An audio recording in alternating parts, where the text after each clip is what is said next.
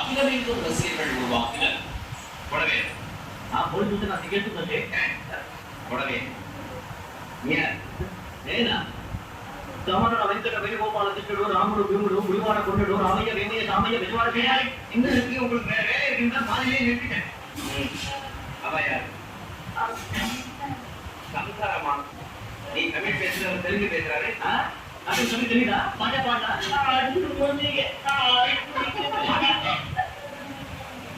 நீங்க 2 பேரும் கூத்து கொண்டாடி